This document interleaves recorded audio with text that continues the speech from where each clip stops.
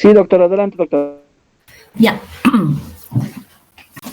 Continuaremos. Entonces, les decía que en el testamento abierto no puede existir una minuta, que es un contacto directo entre el testador y el notario de fe pública, que el notario de fe pública tiene que reflejar la voluntad del testador, siempre marcado en lo que dispone la ley del notariado y el Código Civil en esencia.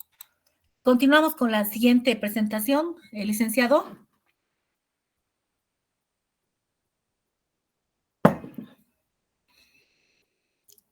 Con el siguiente cuadro, por favor, licenciado, ya. Ahora, la ley del notariado respecto al testamento abierto establece que el testamento se tiene que registrar en el apéndice de escrituras públicas, ¿ya? Ahora, el tema del SIMPLU ha establecido o tiene una cápita especial de registro de últimas voluntades, ya donde se tiene que registrar la disposición de última voluntad a efectos de que si es que una persona fallezca y los herederos... ¿Sí?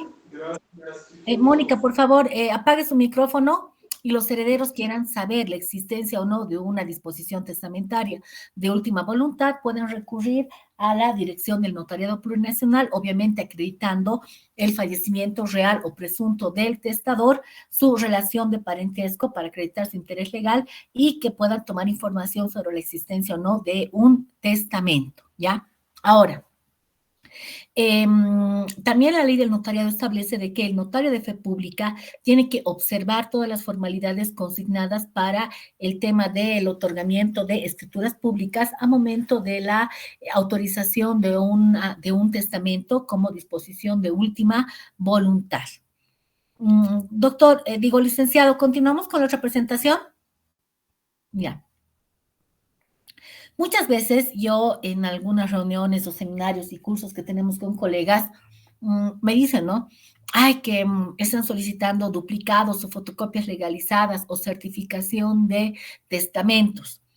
¿Puedo otorgar? No se puede otorgar. La única persona que tiene el derecho por ley de solicitar un segundo traslado o una fotocopia legalizada o una certificación del testamento es el testador únicamente. La única razón, motivo, circunstancia mediante el cual el notario de fe pública puede dar a conocer, dar información sobre la existencia de un testamento es cuando sea a una persona extraña, es decir, una persona que no sea el testador, es cuando se ha producido el fallecimiento real o presunto del testador. Es decir, que se tiene que adjuntar a la solicitud el certificado de defunción en original y obviamente la existencia o demostrar la existencia del vínculo consanguíneo con él de cuyos o de acreditar el interés legal. Por ejemplo, una persona que no fuera heredero, pero que acredite interés legal será un acreedor hereditario que acredite la existencia de un título que tenga la calidad de documento público. A ver, Valeria, dígame, ¿qué quiere preguntar?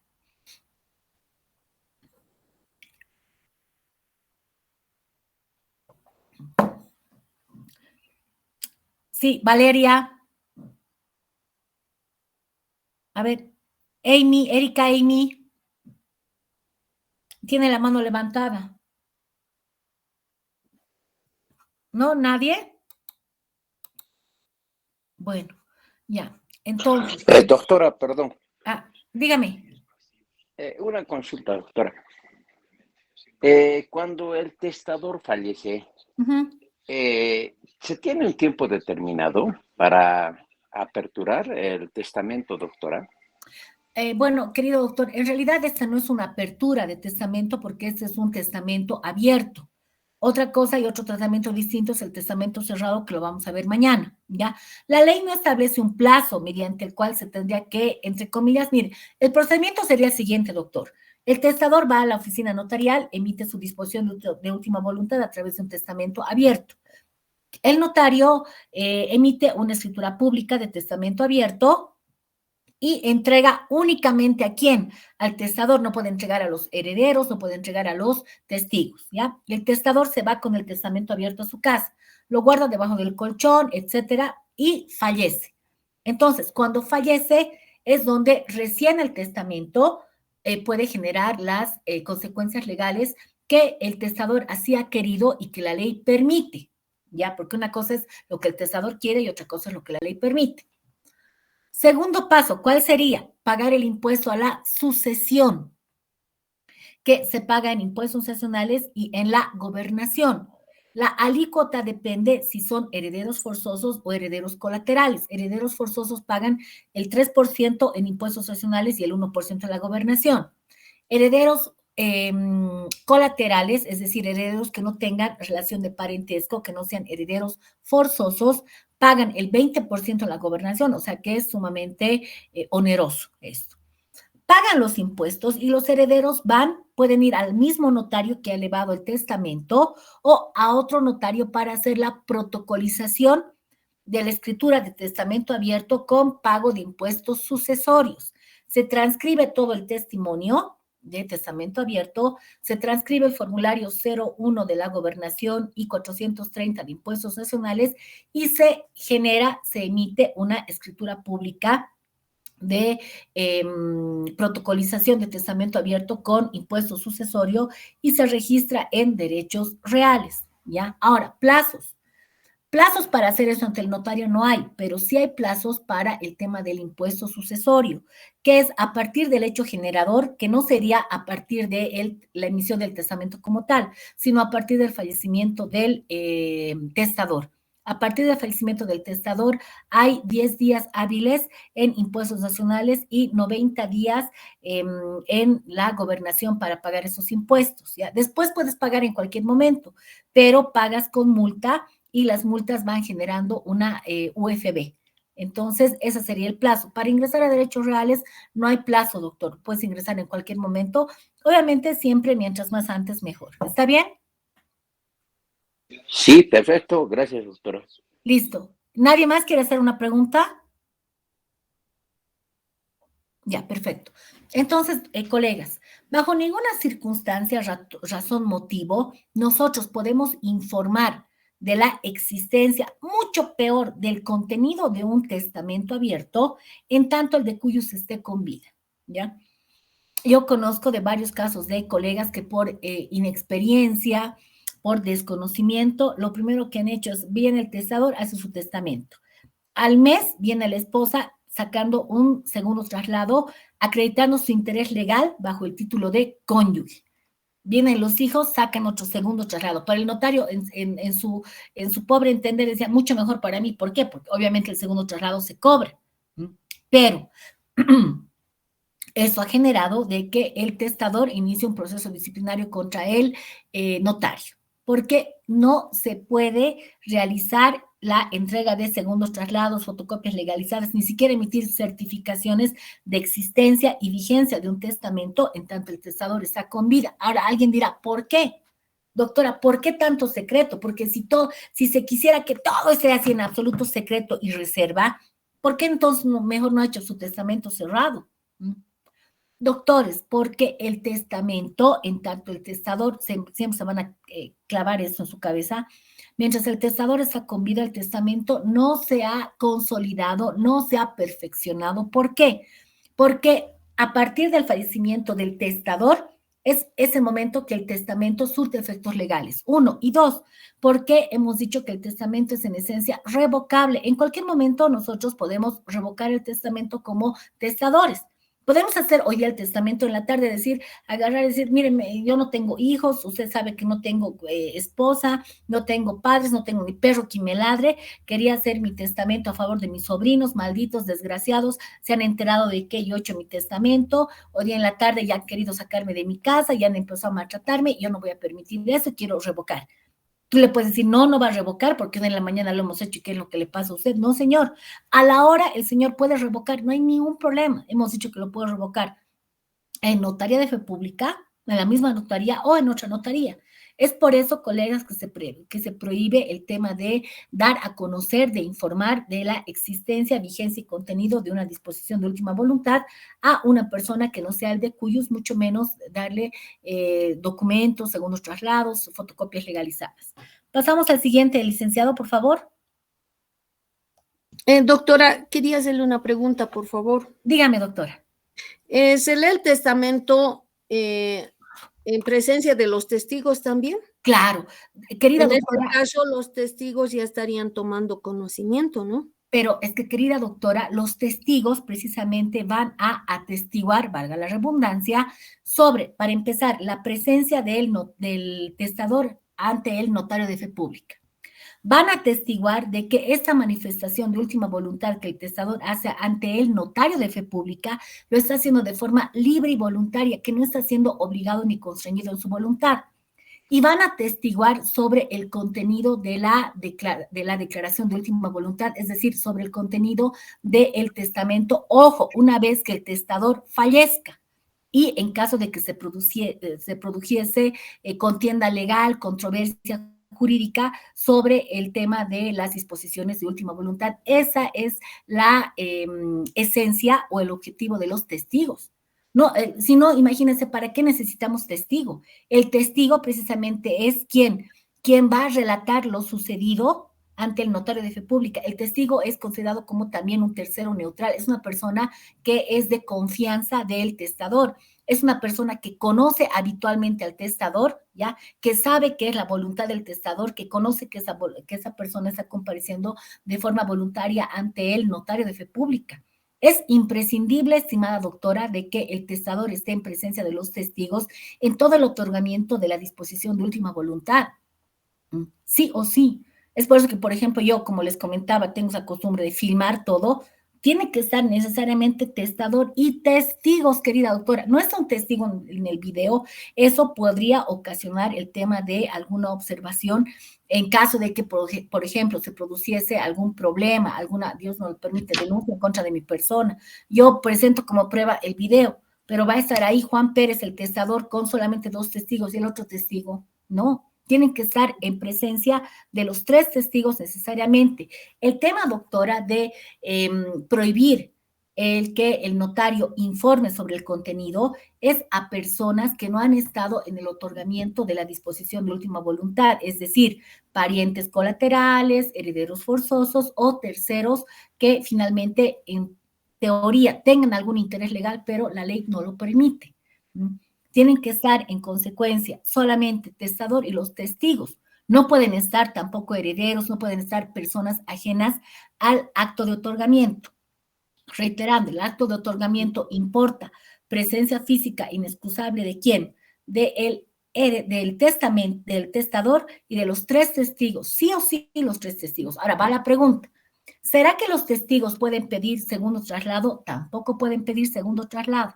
¿Será que los testigos pueden pedir certificación? Tampoco. ¿Pueden pedir fotocopia legalizada? Tampoco. La ley dice, la doctrina, la única persona que en tanto esté con vida el testador tiene derecho a pedir segundo traslados, información, certificación y demás, es el propio testador, ni los testigos, ni los herederos, ni terceros que acrediten o aleguen tener algún tipo de interés legal. Solamente el testador. ¿Por qué? Porque hemos dicho que el testamento solamente surte efectos legales a partir del fallecimiento del testador y que el testamento en esencia es revocable. En cualquier momento hemos dicho que podemos revocar. ¿Está bien, doctora? Sí, sí, de acuerdo, doctora, solamente que yo observaba la siguiente situación de que como los testigos conocen el contenido del testamento, bueno, por ahí se puede filtrar, digamos, ¿no? La voluntad. Otra preguntita, doctora, la revocatoria del testamento ya no necesita testigos, ¿verdad? Mire, de igual manera. Querida doctora, la ley del el Código Civil ni la ley del notariado te dice necesitas testigo para la revocatoria, ¿ya? Pero aquí hay un principio de los documentos formales, que es en tema de documentos formales, como es el caso de un testamento, porque es un acto formal, ¿ya? Se sigue el mismo principio para el origen de un documento formal, modificación de un documento formal y cancelación, o en este caso revocatoria de un documento formal. Si la ley nos exige, querida doctora, la presencia de testigos para el otorgamiento de un testamento, ¿ya? Por más que la ley, ahora tampoco la ley dice no se necesita, la ley no te dice no se necesita, la ley omite, ¿ya? Entonces, la mayoría de los entendidos en derecho de sucesiones dice, la ley no te va a decir expresamente que se necesita, ¿por qué? Porque está implícito que si para otorgar un testamento, tienes que tener la presencia de 3 testigos. Para revocar el testamento también tendrías que tener la presencia de 3 testigos. ¿Por qué? Porque tal vez se podría aducir en el futuro, ya, de que se ha revocado el testamento, no de forma libre y voluntaria, sino constreñido, obligado el testador a revocar el testamento. Entonces, para evitar esos dimes y diretes, para evitar que se ponga en tela de juicio la voluntad o el estado mental, etcétera, o la querencia del testador, es necesario también testigos, doctor. Yo diría que sí es necesario. Y como la ley en ningún momento dice no es necesario, ¿ya? Entonces, podríamos aplicar el principio, como les decía, que aplica en documentos formales, que, como en el anticrético, doctor. Lo que el contrato de anticrético o cualquier contrato formal, anticrético, subrogación consentida por el deudor, hipoteca voluntaria, donación, dice para surgir un contrato, modificar un contrato o cancelar un contrato formal, es escritura pública y cumplir todas las formalidades que la ley establece. Lo mismo con el testamento. Lo mismo que con el testamento. Si en alguna circunstancia se ha hecho el tema de la revocatoria en mi oficina, yo lo he hecho con el tema de testigos. Ya alguna vez también a mi oficina ha venido una señora que ha hecho su testamento, no tenía herederos forzosos, solamente ha hecho el testamento a favor de conocidos, ¿ya? Después la señora viene y me dice, quiero revocar. Ok, no hay ningún problema, va a revocar, pero tráigame 3 testigos. Y la señora decía, pucha, es que es un lío traer testigos y demás. No. Bueno, en esos dimes y diretes se ha ido a otra notaría, ha revocado sin testigos, ha revocado con minuta, ya me han notificado con la revocatoria, pero después yo me he enterado por boca misma de la notaria que ha revocado que se le ha iniciado un proceso disciplinario en la DIRNOPLU por el tema de no tener testigos, por el tema de permitir la revocatoria con la minuta hecha por abogado, ya, cosa que, como hemos dicho, en tema de testamentos no puede haber redacción de abogado de por medio, porque es un contrato, es un acto en el que existe la inmediación directa entre el notario y el testador. Entonces se le ha iniciado el proceso disciplinario por falta de, por violación al principio de legalidad contemplado en la ley del notariado. Doctora, perdón, aunque en el Código Civil dice que, por ejemplo, el abogado que asiste para la elaboración del testamento no podrá ser, digamos, legatario y demás. Entonces, ahí habla de un abogado. En ese tema, doctora, es el tema de los impedimentos. Es el tema de los impedimentos. Impedimento, claro, por ejemplo, para ser declarado como o para ser instituido como heredero. Es que, querida doctora, recuerde de que el Código Civil es mucho más anterior a la ley del notariado. El Código Civil viene de 1976, la ley del notariado del 2014 para adelante en tema de las modificaciones. Entonces, tenemos que aplicar también la ley especial con relación a la ley general. En ese caso, doctora, como le reitero, no hagamos el tema, no demos curso a nada de lo que tenga que ver con testamento en la que vaya la firma del abogado, estoy diciendo. Si el testador quiere estar en presencia del abogado de su confianza, no hay ningún problema, puede estar el abogado presente, ¿ya? Pero el detalle, doctora, es que el documento notarial no refleje alguna firma de abogado de por medio, porque la ley dice, si bien es que el testador dicte verbalmente al notario o tenga ya el documento preparado en físico. Entonces, si lo tiene preparado en físico, yo, por ejemplo, ¿qué es lo que hago? Hago el tema del testamento en un papel blanco, que es ítem 1, ítem 2, ítem 3, y eso lo consolido en la matriz notarial. Es decir, para que existan 2 documentos que acrediten que efectivamente primero el señor ha traído el documento, o se ha elaborado el documento, él ha revisado, ha dado la lectura, etcétera. Y ese documento está plasmado en la matriz. Doctora, en ese caso, pero si nos vamos a la ley explícitamente, entonces el testador tendría que leer ítem 1, ítem 2, 1, 2, 3, 4, 5. ¿Y qué pasa si el testamento el testador es semianalfabeto, no lee bien? Bueno, pero doctora, si es analfabeto, el Código Civil también está. No, yo le digo, hay personas que sí leen, pero no digamos así de corrido, no entendiendo bien su lectura. Para acreditar eso, doctora, como le he dicho, también el notario tiene que valerse de medios. ¿ya? Para demostrar de que ha habido una lectura y una comprensión clara de las disposiciones testamentarias. Para ello tiene que ayudarse con el tema de la tecnología, doctora, no queda de otra. A mí me ha funcionado, pero de maravilla, el tema de filmar los actos jurídicos, contratos y negocios jurídicos que impliquen una relevancia importante en el tema, ya sea monto, transferencia, por ejemplo, de inmuebles, así valga 2 pesos, yo hago la filmación. Testamento, tengo todos mis testamentos filmados. Entonces, por ejemplo, en la filmación del testamento yo le hago las preguntas de rigor, usted sabe lo que está haciendo, tiene conciencia, está cuerdo, sano, lúcido, quiere hacer su testamento, está en presencia de estas 3 personas, los conoce, testigos, conocen al señor Siex y se le da lectura por completo del testamento. Se le pregunta, ¿tiene alguna duda respecto al tema? En ese caso, el notario, la notaria estaría dando lectura, es decir, no estaría dictando entonces en ese momento. No, doctora. A ver, lo que yo estoy implicando es lo siguiente, doctora. La ley dice que usted puede transcribir un documento escrito o una manifestación de voluntad plasmada en un papel que el testador haya presentado ante su autoridad. Si usted considera que el documento está bien elaborado, bueno, pues lo plasmaré en la matriz y dejará constancia de esto, ¿ya? Opción 2, que es generalmente lo que ocurre, es que usted tome contacto con el señor, ¿ya? Y el señor le empiece a redactar o a dictar la voluntad. Obviamente usted adecua las palabras a la técnica jurídica que usted emplee en el tema de técnica notarial. Eso lo plasma en el documento, ¿ya?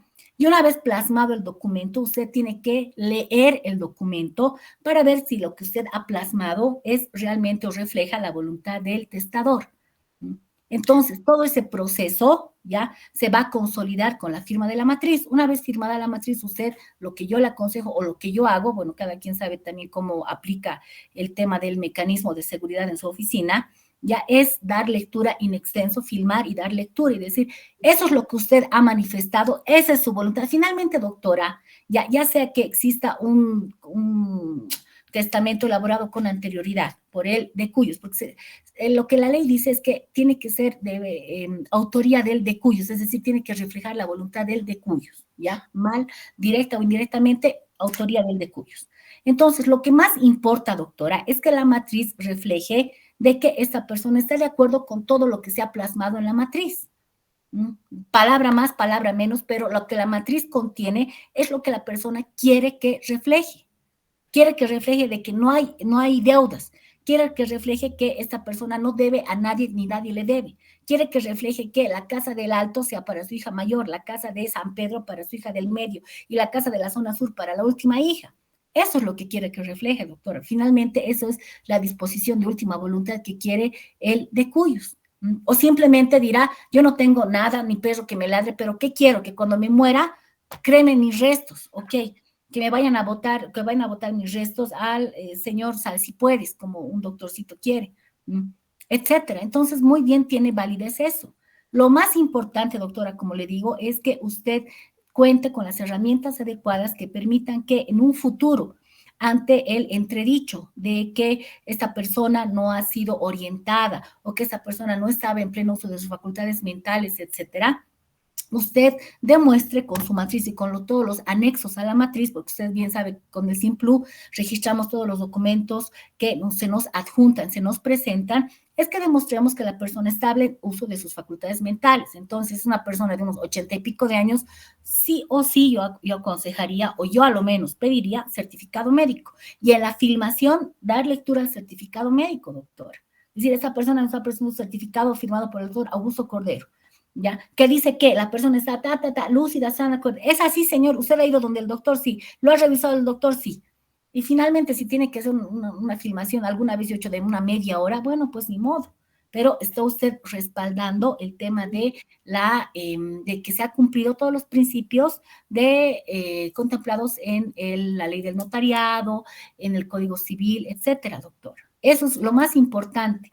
Como les reitero, si la persona quiere que su abogado de confianza esté presente, no hay ningún problema, pero en el documento no puede ir la firma del abogado. A eso me refiero, doctora. Si bajo el principio de asesoramiento quiere estar con 3 abogados, bueno, pues es su derecho. Tampoco se le puede prohibir. Lo que está prohibido, le decía, es que se entregue el testamento a terceras personas mientras el testador está con vida. Eso es la prohibición explícita que establece la ley del notario. Después, no existe la prohibición sobre la presencia física de abogados, inclusive puede estar su médico de cabecera, no hay ningún problema. El cura puede estar, sí. Otra cosa es, doctora, los impedimentos para ser instituido como heredero, que está ahí el médico, está el notario, está inclusive el cura. Esos son impedimentos, que es otra cosa. Pero el tema para estar presente en el testamento, no, doctora. ¿Está bien? Sí, doctora, gracias. Ya, ¿de qué? ¿Alguien más? Doctora, disculpe, Dígame. sobre el mismo tema, hacerle una consulta.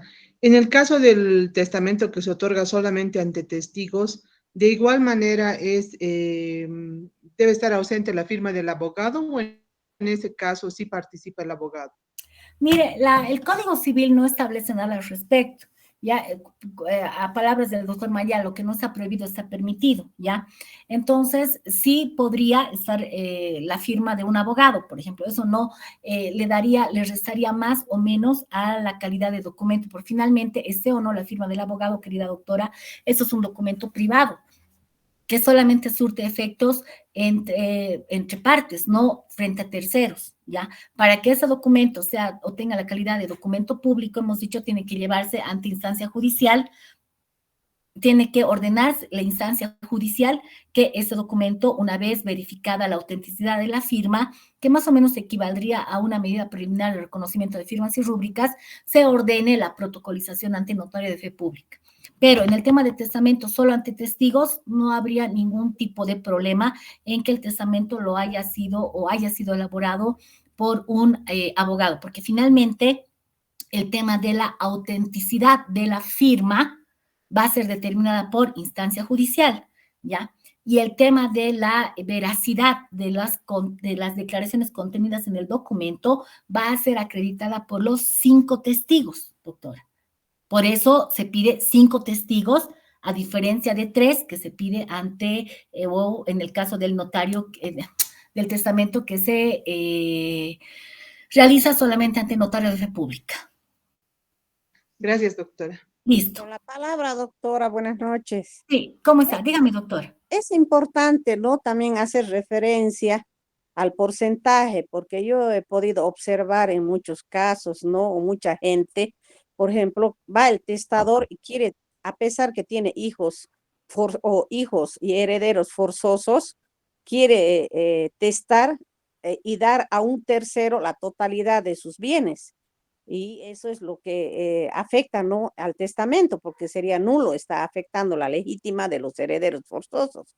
También es importante recomendar, ¿no? A los testadores que no pueden disponer, pues, de la totalidad cuando tienen herederos forzosos, salvo que el testador hubiera iniciado un proceso, una acción judicial donde se declare indigno al heredero forzoso.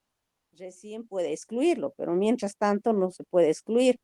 Entonces, solamente hacer referencia que es importante recomendar que los testadores no pueden disponer del 100% de sus bienes, ¿no?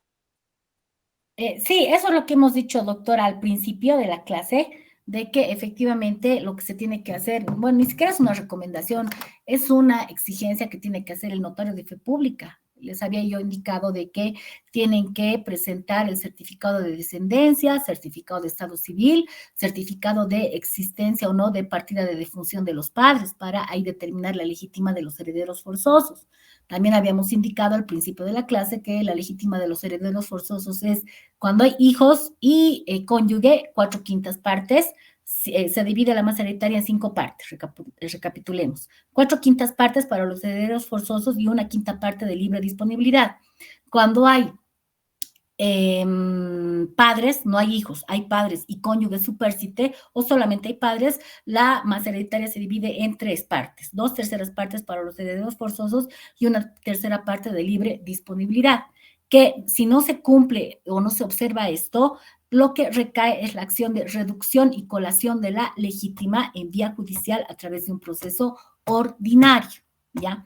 Y otra cosa más, que también es el tema de la indignidad, no es un proceso iniciado, El tema de la indignidad y la desheredación, ya para permitir el notario de que se excluya a un heredero forzoso, es que tiene que existir una sentencia basada en autoridad de cosa juzgada que designe o determine que el heredero es indigno y por lo tanto se tiene que excluir al heredero. Ahora, inclusive el Código Civil, doctores, habla de la rehabilitación del heredero indigno, porque puede ser que el papá, ya habiendo interpuesto la acción de indignidad, ya, se haya ejecutoriado, pero después haya tema de reconciliación, etcétera, y en la misma disposición testamentaria diga el papá que se ha iniciado un proceso contra Juan Pérez Pinto, mi hijo. ¿Por qué? Porque hacía estas cosas, yo inicié el proceso, etcétera.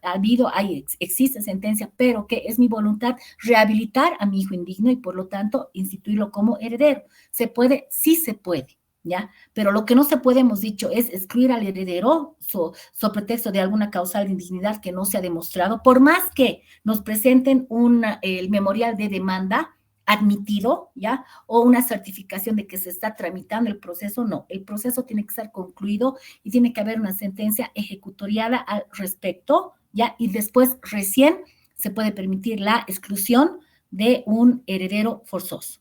Ya.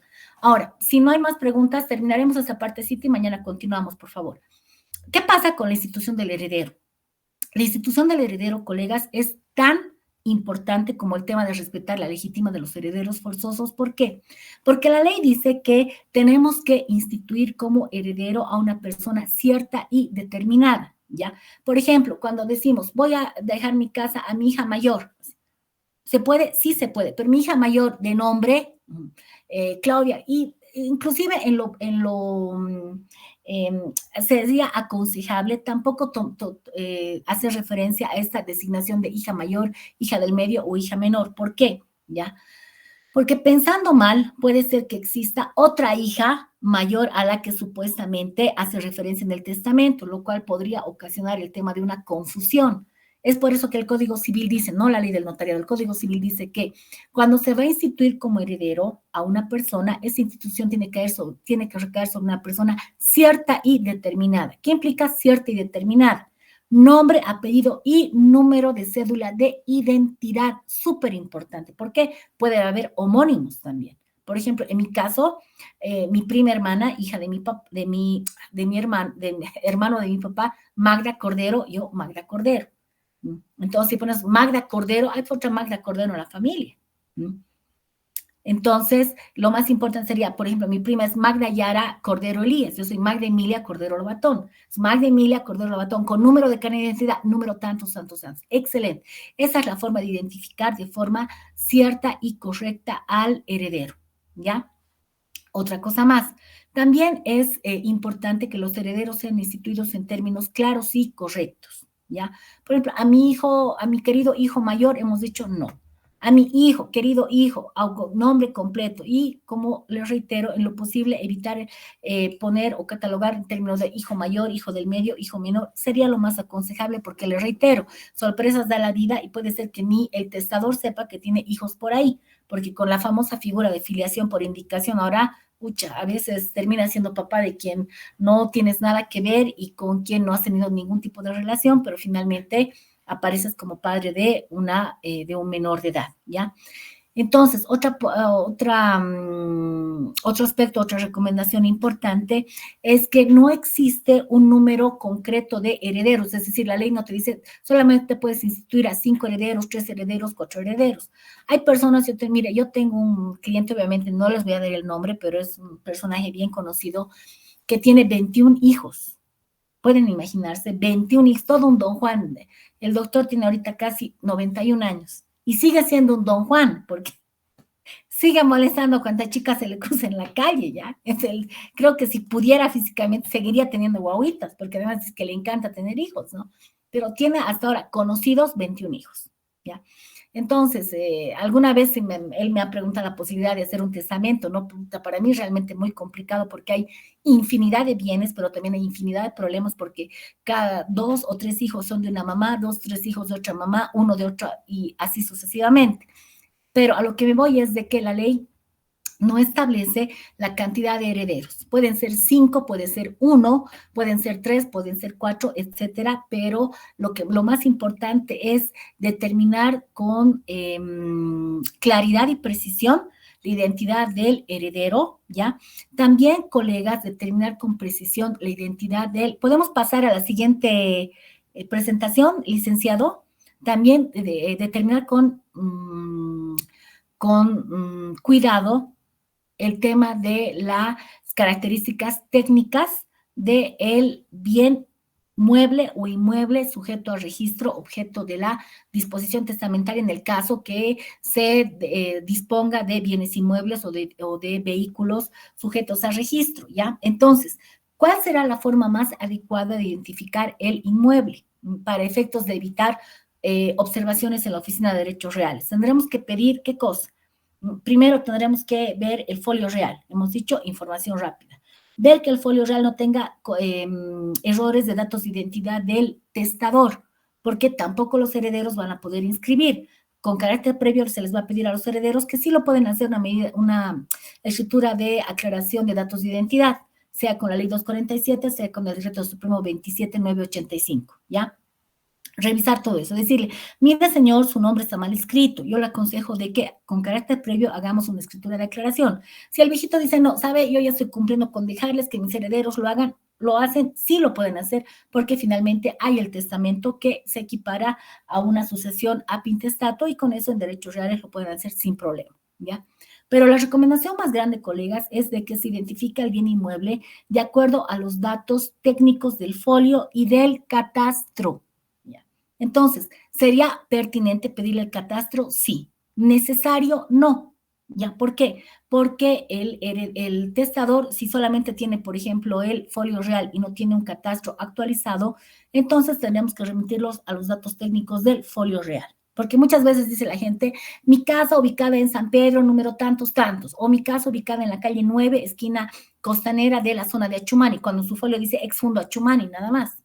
Entonces, ¿qué se podría hacer? Decir, datos según folio, exfundo Achumani, superficie 300 metros cuadrados, folio real, número tanto. Linderos, lo más importante. En folios reales, colegas, esto también, no solamente para sucesión testamentaria, sino también para el tema de derechos reales, principalmente de transferencias, ya, ojo, van a tener harto cuidado, porque cuando solo dice exfundo Achumani y no hay linderos, puede ser una partida sobrepuesta, que hay harto en la zona sur, hay en el Gramadal, es un montón de problemas que hay con esto. Si la misma alcaldía tiene partida sobrepuesta con presuntos loteadores, colegas, entonces poner linderos, sí o sí linderos, colindancias, ¿ya? Es decir, que tenemos que procurar de que no haya pie a observaciones en derechos reales y no haya pie al tema de confusiones con relación a la identidad del bien inmueble o mueble sujeto a registro, objeto del testamento. En el caso de vehículos no hay mucho problema porque tenemos el RUAT, obviamente, ¿no es cierto? Y en el tema del RUAT, las características técnicas del vehículo, que son las más importantes, la placa, el número de chasis y el número de motor, no hay ningún problema, ¿no? Pero en el tema de los bienes inmuebles, sí. Entonces, de preferencia, si hay un certificado catastral, sería mucho mejor. Y tendríamos que poner, así como ponemos en las transferencias, ¿no? Datos según folio, así, lote de terreno ubicado, datos según catastro, así, lote de terreno ubicado en tal, etcétera, ¿no? Y con eso ya tenemos o evitamos el tema de observaciones en la Oficina de Derechos Reales. Muy bien, colegas, ya son las 10 de la noche, creo que podemos terminar hasta aquí. Mañana nos veríamos a las 7:30. ¿Tiene alguien alguna pregunta para terminar?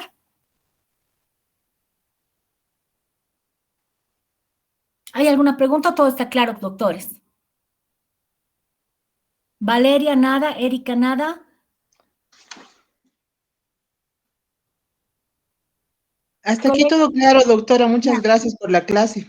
Muchas gracias a ustedes por la participación, por la paciencia.